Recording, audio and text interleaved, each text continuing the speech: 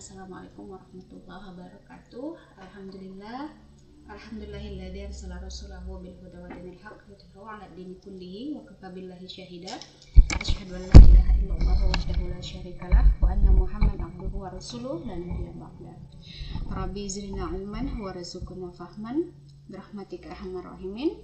Alhamdulillah, segala puji bagi Allah ya, tak bosan-bosan tentunya kita panjatkan gitu ya rasa syukur atas rahmat karunia juga hidayahnya, sehingga kita masih diberikan kesempatan di dalam menjalankan perintah-perintah Allah dan tetap berupaya untuk meninggalkan larangan-larangannya. Serta tak lupa kita sampaikan sholawat, bertampaikan salam kepada junjungan kita Rasulullah Shallallahu Alaihi Wasallam yang berlafazkan Allahumma sholli ala Muhammad wa ala ali Muhammad.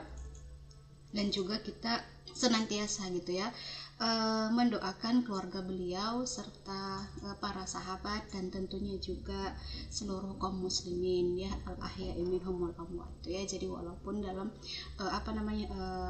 baik dalam kondisi hidup maupun yang juga sudah mendahului kita.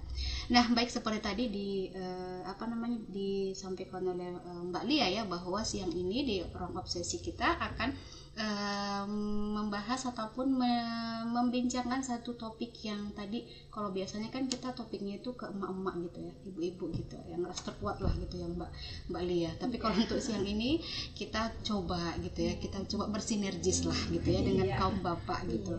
Dan semoga tadi harapannya kaum bapak juga mendengarkan gitu ya, sehingga bukan hanya kita kaum perempuan atau ibu yang terus termotivasi dan didorong untuk belajar, tapi juga tentunya kaum bapak. Nah, karena tadi perlunya sinergis ya antara pasangan gitu ya, baik antara suami dan istri, antara ibu dan ayah gitu ya. Apalagi dalam tadi ya persoalan mendidik anak gitu ya. Maka kita lihat bagaimana peran ayah gitu ya dalam mendidik anak atau dalam pendidikan anak. Nah, kita akan mulai terlebih dahulu dari kondisi real ataupun fakta hari ini generasi kita atau anak-anak ataupun anak muda hari ini, atau yang mereka sebut sebagai Gen Z ya hari ini, seperti itu. Tentu kalau kita lihat, kita tidak bisa menutup mata gitu ya, bahwa kondisi remaja atau generasi muda kita hari ini itu adalah kondisi yang istilahnya itu sedang dalam fase generasi kriminal gitu. Kenapa dikatakan demikian? Karena generasi kita hari ini tidak bebas dan tidak terlepas dari yang namanya perilaku kriminal kan gitu ya. Seperti contoh narkoboy kan gitu ya, kemudian tawuran, free sex kan gitu, kemudian juga LGBT kan gitu ya, dan interaksi di sosial media juga yang tidak karu-karuan begitu. Jadi ini adalah gambaran bahwa memang generasi kita hari itu dikatakan sebagai generasi yang kriminal. Dan ini kan tentu kalau orang-orang yang berani melakukan kriminal itu kan biasanya kan gitu ya, mereka adalah orang-orang yang jiwanya rapuh kan gitu ya, kemudian rusak dan tentu tidak berkualitas, dan pastinya gitu ya jauh dari kemuliaan di hadapan Allah tentunya gitu ya. Nah, jadi dengan fenomena ini kita melihat bahwa kita harus ingat satu hal gitu ya, bahwa memang yang namanya anak ya atau generasi muda itu yang menjadi kewajiban utama mendidik mereka itu adalah orang tua kan gitu ya, atau berawal dari keluarga. Nah, kenapa? Karena memang keluarga atau orang tua itu adalah bagian dari upaya menyempurnakan visi misi hidup kita gitu. Dan kemudian orang tua atau keluarga itu adalah menyempurnakan kewajiban kita, salah satunya tadi adalah mendidik anak kan gitu. Nah, kemudian dia mempertanggungjawabkan amanah, karena anak itu kan adalah amanah gitu. Jadi apapun yang kita tanamkan gitu ya, atau kita didik kepada anak-anak kita itu kalau akan diminta perjawaban oleh Allah gitu. Jadi dia adalah amanah dunia akhirat gitu ya. Dan kemudian tadi juga dia berimplikasi tidak hanya tadi dunia gitu ya, tapi juga sampai ke akhirat. Jadi penentu apakah nanti kita akan menjadi orang tua yang layak Allah masukkan ke dalam surga, atau ternyata menjadi orang tua yang akan dijemplungkan ke neraka. gitu ya. Nauzubillah min dzalik. Nah, maka perkara mendidik anak itu adalah perkara yang sangat penting. Dan oleh karena itu maka dia harus disempurnakan gitu ya. Baik kita lihat dalam kondisi konteks realita hari ini ataupun dalam kondisi realitas yang berbeda.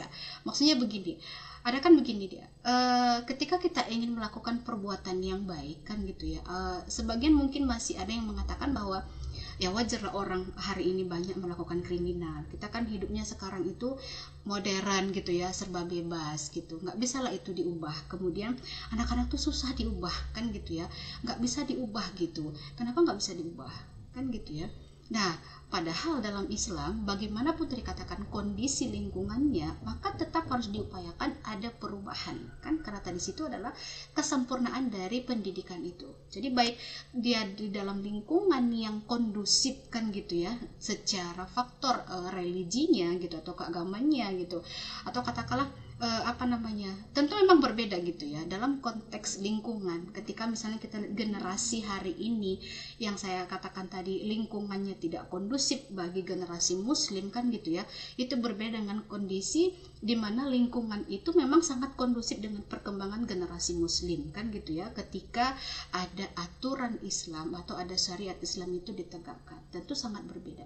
Ketika syariat Islam ditegakkan, maka generasinya adalah generasi Rabbani yang mereka itu taat kepada Allah kan gitu ya, mereka kokoh secara keimanan, berprestasi secara keduniawian, tetapi tadi itu adalah dalam rangka meraih pahala dan juga surganya Allah. Tapi kalau hari ini tadi katakan dengan kondisi memang lingkungan yang tidak kondusif dengan keimanan generasi muda, lalu bagaimana mereka untuk mempertahankan keimanannya? Tentu di sini perlu upaya yang luar biasa. Tapi kita tidak boleh tadi katakan berdalil karena memang sudah begitulah kondisinya kan gitu ya. Jadi seolah-olah putus asa itu dibenarkan dalam kondisi hari ini begitu. Nah, maka bagaimana gitu ya, di dalam Islam itu sebenarnya anak itu harus seperti apa kan gitu ya. Ternyata dalam Islam anak itu harus dibina, harus dididik agar menjadi generasi yang memiliki saksiyah Islam ya, atau kepribadian Islam. Nah, dia tidak boleh memiliki kepribadian ganda kan gitu ya, atau split personality yang contoh misalnya di luar kelihatan alim kan gitu ya, tapi di rumah dia amburadul kan gitu, atau misalnya dia di luar amburadul di rumah alim, nggak juga begitu, itu juga salah kan gitu ya. Tapi bagaimana kepribadian Islam itu dia sinkron luar dan dalam kan gitu, bagaimana memang penampakan dari luar itu adalah kebenaran yang ada di dalam. Jadi kalau memang dia kelihatannya taat di luar, tanpa dilihat orang pun dia memang taat. Nah, itulah yang dikatakan tadi ya, secara umum gambaran dari kepribadian Islam. Maka bagaimana cara mewujudkan dari sosok generasi ataupun anak-anak yang berkepribadian Islam ini kan gitu. Yang pertama, dia harus mewujudkan profil generasi yang kuat, yaitu generasi tadi yang berkepribadian Islam. Maka yang pertama harus kita pastikan itu adalah pendidikan akidahnya gitu ya kan. Akidah yang harus tertanam kepada generasi ini, akidah yang dia memang kita bangun dari proses berpikirnya. Akidah itu kalau hanya kita bangun kepada anak-anak atau kita sendirilah kan gitu ya, membangun keimanan hanya dari perasaan, maka dia itu kan tidak kuat, dia mudah goyang. Ketika rasa kita mood, kita merasa sholat subuh tuh nggak cukup 2 rakaat ya kan, itu kalau pakai mood gitu. Nah, tapi kalau kita pakai pemikiran kan gitu ya, kesadaran, maka bukan persoalan berapa rakaatnya kan gitu, tapi persoalan ketaatan dan kepatuhannya kepada perintah Allah. Jadi 2 rakaat itu pun Allah perintahkan, dia merasa cukup dan berupaya untuk berkualitas. Nah, itu kan gitu ya. Nah, kemudian tadi juga tetap juga gitu ya, jiwa atau rasa itu harus juga dibawa gitu, karena orang yang selalu mengedepankan pemikirannya pun gitu ya, tanpa melibatkan perasaannya juga ini tidak benar gitu. Jadi kalau keimanan itu tadi dibangun harus berdasarkan cara berpikir atau melibatkan tadi pemikiran dan juga kesadaran. Karena dari sini nanti maka dia akan mempunyai kan gitu ya pola pikir yang dia itu bersandarkan kepada akidahnya. Ya kalau dia muslim tentu dia akan punya pola pikir yang bersandar kepada akidah Islam. Sehingga bagaimana Islam mengajarkannya untuk bersikap kan gitu ya, maka dia akan paham. Nanti di situ nanti akan lahir gitu ya, sosok yang dia itu memiliki amal perbuatan atau sikapnya itu tadi sejalan dengan pola pikirnya. Maka tidak mustahil gitu ya dalam Islam itu membentuk kepribadian Islam itu pada seseorang dengan buah-buah yang begitu manis kan gitu ya. Seperti apa ya? Disiplin, berbakti kan gitu ya kepada orang tua, berprestasi, kreatif, rajin ibadah, lemah lembut, tangguh, kemudian peduli kan gitu, punya rasa malu yang tinggi, sopan santun, penyayang gitu ya, amanah, berani, adil, profesional dalam amanah yang diberikan atau pekerjaan, misalnya jujur, khusyuk dalam beribadah. Nah, ini adalah buah gitu ya, buah dari kepribadian Islam yang dia miliki karena dia itu berperilaku ataupun bersikap berdasarkan keyakinan yang dia miliki, yaitu dia sebagai seorang muslim.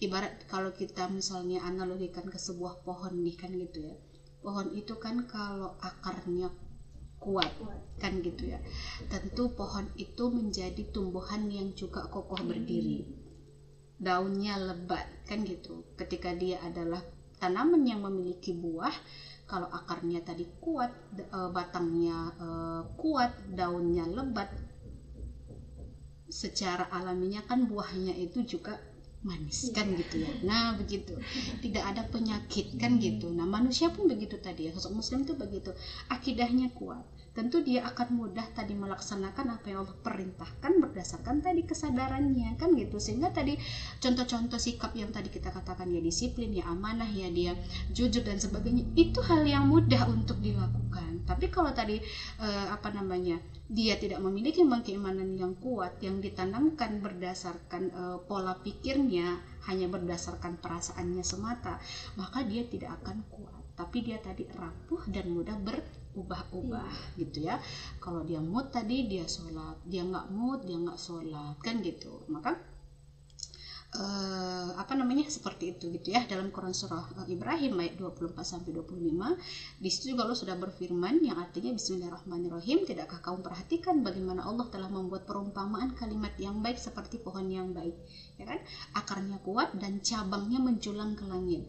Pohon itu menghasilkan buahnya pada setiap waktu dengan seizin Tuhannya, dan Allah membuat perumpamaan itu untuk manusia agar mereka selalu ingat.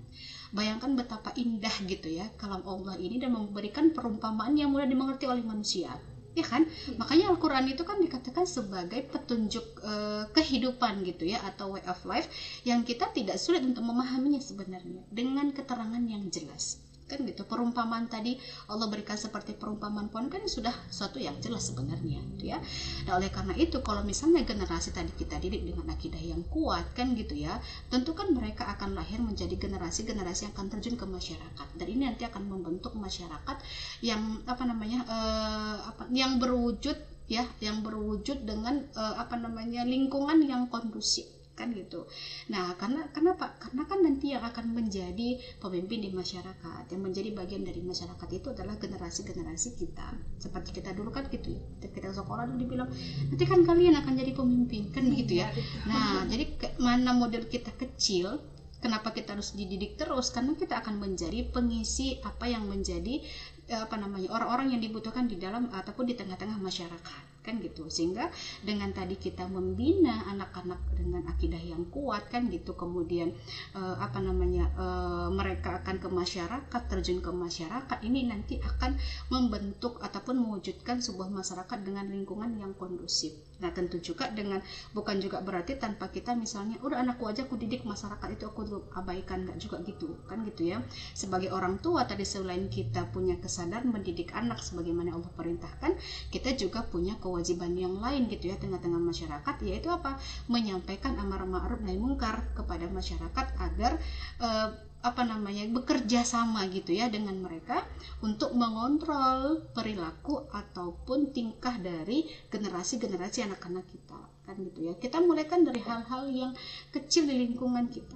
Kalau hanya kita misalnya yang gelisah melihat anak-anak di lingkungan kita narkoboy, ini kan masalah gitu. Cuma kita yang resah, tetangga nggak resah, satu RT nggak resah. Ini bagaimana ceritanya? Cuma kita yang resah.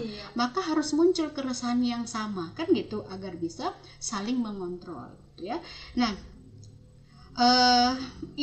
seperti itu. Nah tetapi tadi seperti kita bahas gitu ya, idealnya tadi saya katakan begitulah gitu ya, membentuk saksiyah Islam pada seorang anak itu.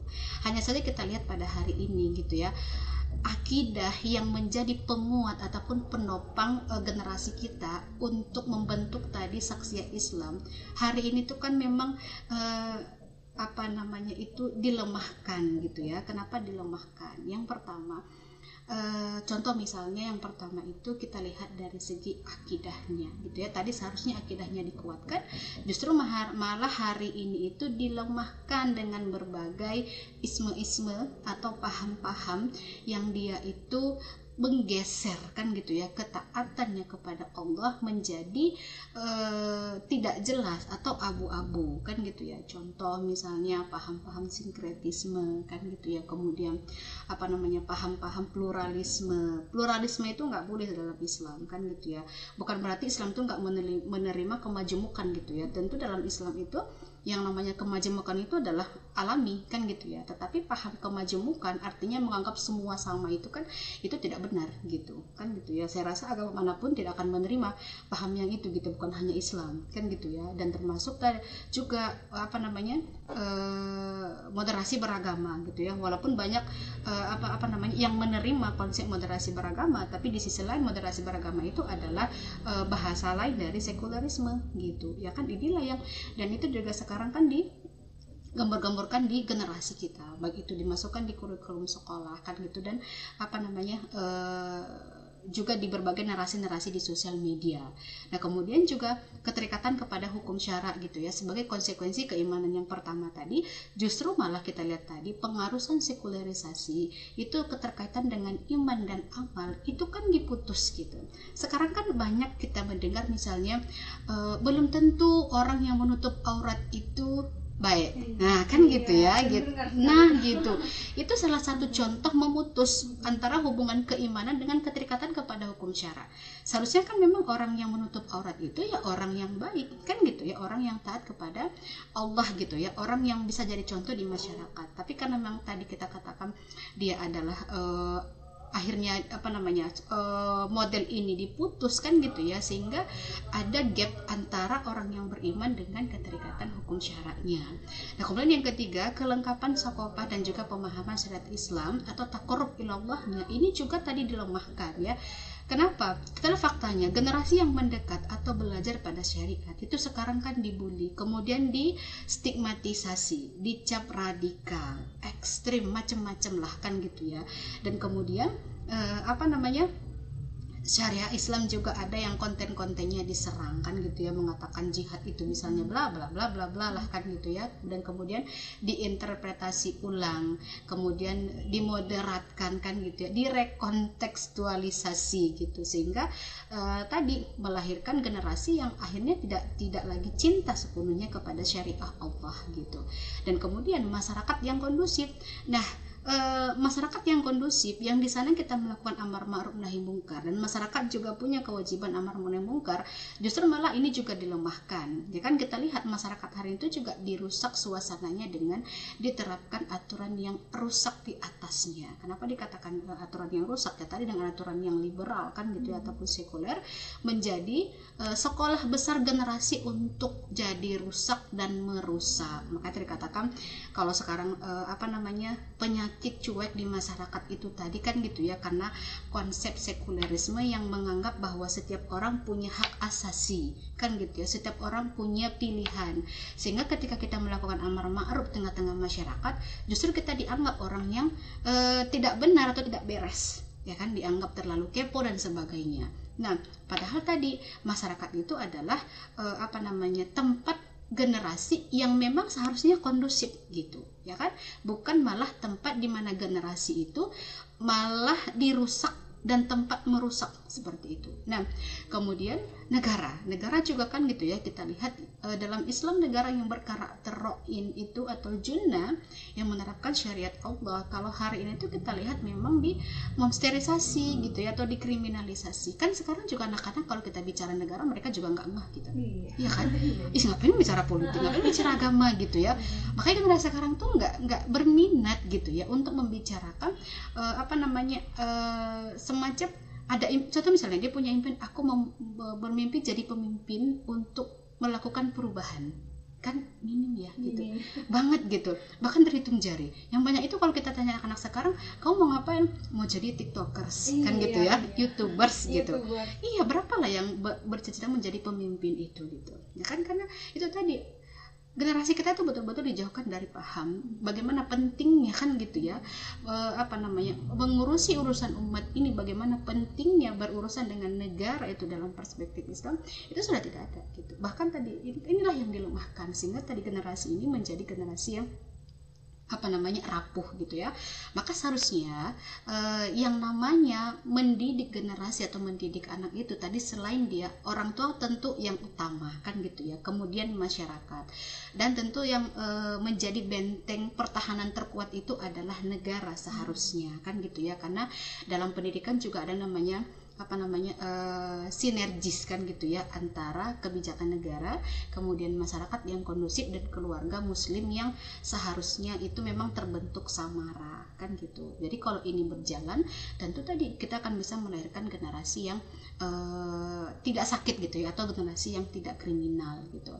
Nah, jangan sampai gitu ya kita melihat generasi kita itu nanti seperti fenomena yatim berayah gitu ya, atau istilahnya kan fatherless country gitu ya. Negara kan bisa diibaratkan sebagai father gitu ya bagi generasi ini gitu, tapi dia justru malah menjadi fenomena yang fatherless gitu, kehilangan ayah gitu, tapi ada gitu kan gitu, ayahnya ada tapi nggak berfungsi seperti itu. Nah, maka kenapa yang terjadi? Karena beranggapan bahwa ayah itu hanyalah sosok yang hanya sekedar penghias di rumah tangga, atau negara itu hanya sekedar hadir begitu aja gitu kan gitu ya, dia hanya menjadi laksana mesin ATM, taunya cuma nyari duit kan gitu ya. Nah, atau misalnya taunya negara cuma ngasih lapangan kerja misalnya kan gitu ya, walaupun lapangan kerjanya juga susah gitu ya. Kemudian yang kedua, sibuk bekerja atau kongko-kongko bersama rekan-rekannya. Kemudian jika dia pulang ke rumah tidak mau diganggu anaknya. Terus yang keempat, ayahnya bisu gitu ya, tidak ada waktu untuk berdialog atau bercanda dan bermain dengan anak-anaknya. Pokoknya dia pulang kerja ya masuk kamar gitu ya, tidur, dan besok pagi dia bangun lagi pergi kerja lagi. Jadi seperti itu fenomena fatherless tadi gitu ya. Jadi memang ini adalah sesuatu yang nggak bisa kita pungkiri, inilah fakta yang terjadi di masyarakat kita. Walaupun tadi kita bicara idealnya kan gitu ya, mendidik anak itu tidak bisa kita lepaskan dari tiga peran tadi gitu ya, keluarga atau orang tua, masyarakat, dan juga negara. Tapi memang realitas hari ini kita lihat bahwa generasi kita itu memang sedang mengalami yang namanya fatherless country gitu ya, kalau untuk tadi skala negara, karena tadi ayahnya itu tidak berfungsi gitu ya sebagaimana seharusnya. Maka nanti kalau kita tarik ini yang terjadi di dalam keluarga, maka kan makanya banyak gitu ya anak-anak itu yang akhirnya kehilangan sosok kepemimpinan ayah gitu. Maka nanti jangan salahkan anak-anak ketika mereka punya banyak persoalan dirinya, mulai dari mentalnya kan gitu, jiwanya yang rapuh, sampai tadi nanti dia akhirnya benci gitu dengan ayahnya gitu ya, karena kehilangan sosok kepemimpinan ayah. Padahal tadi kan ayah itu seharusnya menjadi uswah kan gitu ya, contoh yang terbaik di tengah-tengah keluarga. Tapi kalau tadi sudah muncul fenomena fatherless itu, baik itu fatherless country atau fatherless family misalnya, itu adalah sama-sama fatherless kan gitu ya, yang dia sangat berbahaya kalau ini menimpa keluarga maupun tadi menimpa negara begitu. Nah, lalu bagaimana seharusnya kan gitu ya peran ayah di dalam Islam gitu ya. Maka kita lihat membuka tuntunan Al-Quran dalam Quran surah An-Nisa ya ayat 34. Di sana Allah berfirman, Bismillahirrahmanirrahim, kaum laki-laki itu adalah pemimpin bagi kaum wanita. Kan kita sangat familiar dengan dalil ini kan gitu ya, bahwa laki-laki itu adalah qawwam kan gitu, pemimpin. Maka oleh karena Allah telah melebihkan sebagian mereka, yaitu kaum laki-laki, atas sebagian yang lain dari kaum wanita, dan mereka laki-laki telah menafkahkan sebagian dari harta mereka. Dan sebab itu maka wanita yang soleh ialah yang taat kepada Allah lagi memelihara diri ketika suaminya tidak ada, oleh karena Allah telah memelihara mereka.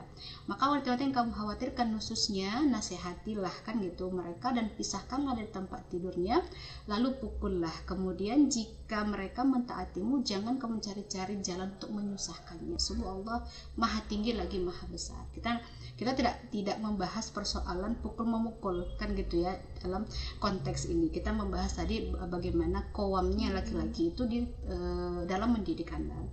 Nanti kalau persoalan mukul ini jelas bukanlah memukul dalam yang dipahami oleh kaum feminisme sebagai sebuah kekerasan kan gitu ya. Nggak, laki-laki juga jangan merasa bahwa dalil kebolehan memukul wanita atau istri itu menjadi pintu masuk kekerasan kan gitu ya.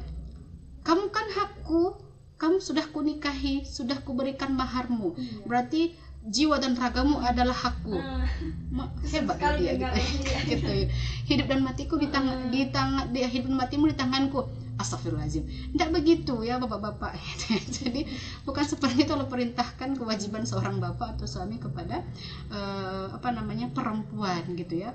Dan bagaimana juga kita belajar dari kisah Nabi Yakub ya dan juga Nabi Yusuf alaihissalam, bagaimana Allah mengabadikannya dalam Al-Quran gitu ya, bahwa sesungguhnya wanita itu telah bermaksud melakukan perbuatan itu dengan Yusuf, dan Yusuf pun bermaksud melakukan pula dengan wanita itu andaikan dia tidak melihat tanda dari Tuhannya. Demikianlah agar kami memalingkan daripadanya kemungkaran dan kekejian. Sungguh Yusuf itu termasuk hamba-hamba kami yang terpilih. Kan gitu ya. Artinya ya kalau Nabi Yusuf itu bukan orang yang soleh, yang ingat kepada Allah, tentu hal tadi yang kriminal, kemaksiatan kan itu bisa saja terjadi. Tapi kan Nabi Yusuf alaihissalam adalah orang yang Allah jaga keimanannya, karena dia juga menjaga dirinya. Maka kita pun sebagai tadi katakan generasi muda, ketika kita memang di kondisi hari ini yang sulit sekali memang menjaga keimanan, tapi kita tidak boleh berputus asa, harus tetap menjaga keimanan kan gitu ya. Karena kalau misalnya keimanan itu tadi loss, maka apapun bisa terjadi. Nah itu ya, oleh karena itu maka kita lihat bagaimana pelajaran untuk para ayah dari kisah Yusuf. Maka kita lihat bahwa Yusuf itu kan mempunyai kenangan yang dalam dengan ayahnya gitu ya, mempunyai kenangan kerinduan dan kebanggaan terhadap sang ayah ya kan. Dari beberapa saudara-saudaranya kan ketika beliau dihajar ya atau dibunuh oleh saudaranya kan, dan ketika ayahnya itu mengetahui bahwa anaknya sudah tiada, kemudian darahnya dibawa kan gitu dengan bajunya, kan ayahnya luar biasa gitu ya, menangisnya kehilangan sang anak gitu. Nah hadir wajah ayah yang lengkap dengan ekspresinya. Yusuf sangat paham gitu ekspresi ayahnya yang itu memiliki hubungan yang sangat akrab dan dekat gitu ya. Ya memang anak dengan ayah itu tidak salah loh kalau dekat ya kan. Justru yang jadi masalah itu kalau hubungan ayah dengan anak itu renggang, tidak baik. Justru kan karena tepat tadi ketika dia ingin menceritakan sesuatu tentang dirinya, harusnya kan yang dicari adalah sosok ayah, karena itu di pemimpin. Kan apapun yang namanya kita misalnya tadi bernegara, ketika masyarakat mengalami masalah, tentu yang dicari adalah negara untuk menyelesaikan persoalannya. Maka di rumah pun kan gitu ya, ketika ada anak-anak itu bermasalah, maka yang dicari itu sebenarnya adalah ayah gitu, karena dia adalah pemimpin utama kan di dalam keluarga gitu. Kalau kita kan di rumah itu yang dicari ibu ya kan, kebiasaan kita itu ibu, karena tadi memang sosok ayah itu sangat renggang dengan anak-anaknya. Apalagi memang kita punya persepsi, tapi saya tidak tahu ya walau alam gitu, apakah itu persepsi daerah kita atau daerah lain juga seperti itu. Kalau daerah kita kan memang itu agak tabu ya, ketika anak-anak kita apalagi perempuan itu dekat dengan ayahnya kan gitu. Contoh misalnya kalau misalnya anak perempuan jalan dengan ayahnya sambil dipegang tangannya, itu rasanya tabu kan. Bahkan dibilang nah gaib mendun, nah kan gitu. Saya pun bingung apanya yang gaib gitu, yang dipegang adalah ayahnya gitu. Tentu kan itu adalah ekspresi seorang anak bahwa dia tuh nyaman kan berjalan dengan ayahnya gitu. Memang apalagi ada perempuan kan gitu ya. Makanya saya kadang bingung, ini kenapa jadi aneh kan gitu. Justru malah sesuatu yang itu halal, maksudnya itu adalah sesuatu yang tidak ada masalah di sana menjadi masalah besar. Maka kan sebuah ironi gitu ya, ketika ketidakhadiran seorang ayah itu dikatakan oleh Jean Jacques ya, mengatakan bahwa hadiah terbaik seorang ayah bagi anak-anaknya ialah hanya jika engkau meninggalkan mereka karena kematian di usia-usia awal kehidupan mereka. gitu. Jadi memang sangat dibutuhkan sekali sosok seorang ayah itu. Maka ketika ayah ada harus bisa menjadi profil teladan bagi anak, kan gitu ya. Lalu bagaimana dengan ibu? Tentu ibu adalah partner ayah, kan gitu ya, dalam mendidik anak demi mendekatkan ayah kepada anak-anaknya gitu.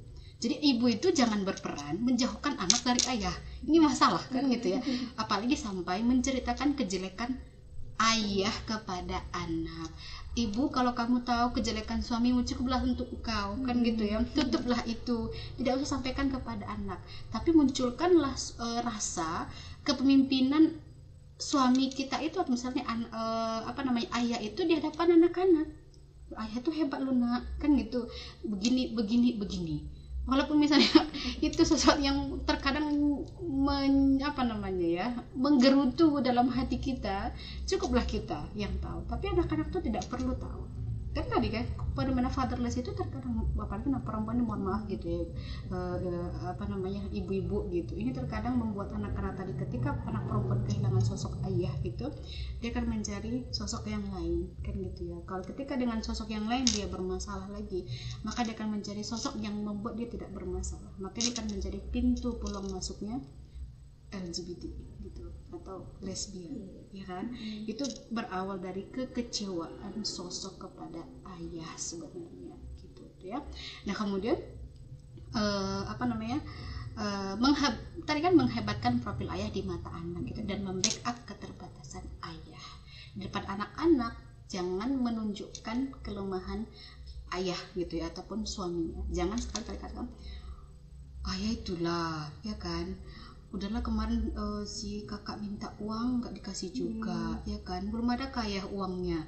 Jangan, berarti kan itu menjatuhkan suaminya atau ayahnya depan anaknya. Berarti ayahnya itu atau suaminya itu lemah, kan, tidak mampu memenuhi kebutuhan anaknya. Justru kewam dia, kepemimpinan dia di depan anak-anak itu akan luntur gitu. Dia akan membuat anak-anak itu kan akhirnya tidak hormat kepada ayahnya gitu ya. Nah oleh karena itu maka baik ayah dan ibu tadi kan harus melaksanakan tanggung jawab mereka masing-masing, dan tentu ini yang membutuhkan ilmu, kan gitu ya. Maka Rasulullah SAW bersabda bahwa barang siapa yang Allah inginkan kebaikan padanya, Allah akan membuatnya faqih gitu ya dalam masalah agama, artinya kan dalam hal ilmu agama. Maka pemberian terbaik itu, kata Rasulullah dalam hadisnya yang diriwayatkan oleh Al-Hakim gitu ya, bahwa tidak ada suatu pemberian yang lebih utama dari orang tua kepada anak selain pendidikan yang baik gitu ya. Jadi bukan harta ya gitu kan Mbak, bukan harta gitu ya, bukan juga ijazah kan gitu ya, tetapi adalah pendidikan yang terbaik yang diberikan orang tua di rumah. Maka oleh karena itu harus ada jadwal khusus bagaimana caranya, kan gitu ya. Maka trik yang bisa kita lakukan adalah memberikan jadwal khusus dan istiqomah untuk mengupgrade pemahaman konsep pendidikan dan hukum-hukum Islam ya bagi semua anggota keluarga. Sebenarnya bukan hanya orang tua kan gitu ya, maka anak-anak juga harus diberikan amunisi keimanan agar terjadi tadi sinergis antara orang tua dan juga anak di dalam keluarga gitu ya. Jadi tidak miss lah gitu, bukan, jangan ada begini, orang tuanya aja yang alim, anaknya semua amburadul kan gitu ya, percuma aja ya, nggak bisa begitu kan gitu ya. Maka tidak ada yang percuma dalam Islam. Artinya makanya tadi harus baik ayah dan ibu yang belajar, maka anak-anak juga harus diajak belajar. Nah oleh karena itu maka kalau memiliki anak-anak itu sebagai generasi yang memiliki pengaruh kan gitu ya, pengaruh besar, perubahan yang membawa perubahan kepada kebaikan tengah-tengah masyarakat, baik tadi keluarga, masyarakat dan juga negara. Maka yang pertama kita lihat gitu ya, manusia itu cenderung akan mengikuti siapa yang lebih kuat, lebih solih, lebih pintar, dan lebih banyak jasa terhadapnya. Maka inilah seharusnya yang dilihat oleh anak-anak dari orang tuanya. Anak-anak kita harus bisa membangun persepsi bahwa dia itu harus pengen menjadi seperti orang tuanya, setidaknya kan gitu ya. Jangan sampai dia benci dengan karakter orang tuanya. Aku nggak mau kayak ayah, aku nggak mau kayak ibu gitu, jangan. Tapi bagaimana kan membangun anak-anak itu mampu mengatakan, aku nanti kalau besar pengen seperti ibu, kan gitu ya, pengen seperti ayah. Kenapa pengen seperti ayah? Karena ayah itu sayang sama ibu, kan gitu ya, ayah itu sayang sama kami, ayah itu mengayomi kami, begitu. Nah seperti juga yang lainnya gitu ya, ketika tanya kenapa pengen seperti ibu, karena kami merasa bahwa ibu itu adalah sosok yang sangat menyayangi kami gitu. Maka itulah contoh gitu ya, yang pertama harus dilihat oleh anak. Kemudian yang kedua itu kan memperbaiki diri gitu ya. Maka perbaikilah dirimu, maka orang lain akan berbuat baik kepadamu. Yang namanya memang ketika kita menasihati orang, ketika kita ingin menjadi the agent of change tengah-tengah masyarakat, tengah-tengah keluarga juga, kalau individu kita pun tidak berubah, tidak diperbaiki, ya orang juga akan sulit, kan gitu ya, untuk melihat kita dan melirik kita. Ngomong aja yang pandai tapi actionnya nol. Jadi kayak gitu ya. Dan kemudian yang ketiga itu adalah nilai gitu ya, seorang itu sangat ditentukan oleh seberapa banyak kebaikan yang ia kerjakan. Itu kan namanya manusia, orang hanya akan melihat amalan fisik kita kan gitu, dan perbuatan kita tadi yang bisa terindra. Orang mana tahu bagaimana tadi isi hati kita, kan gitu, yang kita sembunyikan orang tidak tahu itu. Yang orang tahu, yang orang nilai adalah perbuatan kita yang terisas ataupun kasat mata ya. Nah baik, bagaimana agar kita bersinergis nanti antara tadi ya, antara ibu, anak dan juga ayah di dalam rumah tangga, dan juga nanti terkait juga dengan masyarakat. Nah maka tadi kita bahas gitu bahwa sebenarnya tidak ada masalah ya dalam Islam itu, kedekatan ayah dengan anak itu memang harus dibangun gitu ya, karena dengan itulah anak-anak bisa mengenal ayahnya dan menjadikan bahu ayahnya itu sebagai sandarannya, kan gitu. Nah jangan sampai anak-anak itu mencari bahu yang lain gitu ya, karena kalau anak-anak mencari bahu yang lain, maka disitulah nanti juga salah satu munculnya pintu-pintu pergaulan bebas, kan gitu ya, pintu pacaran, karena dia merasa bahwa sosok ayah itu tidak bisa menjadi teman curhat, teman bercerita gitu kan. Nah kemudian juga ibu juga demikian gitu. Nah maka terakhir gitu ya, ternyata memang harus ada sinergis, kan gitu ya, sinergis antara tadi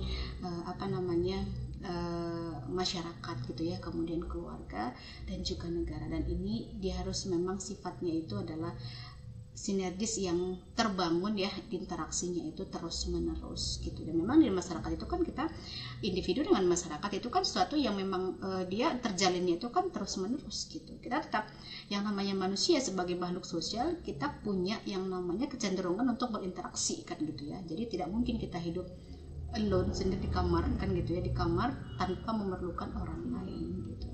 Di kamar aja pun kita butuh orang lain, kan gitu ya. Misalnya kita mau lapar kan kita butuh orang ya untuk masak makanan kita, atau bahkan membelinya pun kita butuh orang lain untuk menjualnya gitu. Jadi memang kita tidak bisa gitu ya lepas dari yang namanya interaksi gitu ya, dan sinergis ya antara tadi keluarga, masyarakat dan juga negara. Maka bagaimana gitu kita lihat untuk hari ini tetap ya, untuk agar tadi generasi itu terbangun menjadi generasi yang memiliki kepribadian Islam. Tidak bisa hanya dengan tadi mengubah individunya semata, kan gitu ya, tanpa ada dukungan dari masyarakat, juga tadi tanpa adanya benteng pertahanan dari negara. Maka bagi keluarga, bagi individu, kan gitu, yang memiliki pemahaman terkait dengan hal ini gitu, maka diperlukan adanya sebuah action, yaitu dakwah lah tentunya gitu ya. Kenapa harus dakwah? Karena kita diperintahkan oleh Allah untuk dakwah, untuk melakukan amar ma'ruf nahi mungkar, untuk memberikan nasihat. Ketika ada tadi kita tahu bahwa si anak itu begini, terus kita kenal, kan tidak ada masalah kalau kita memberikan nasihat.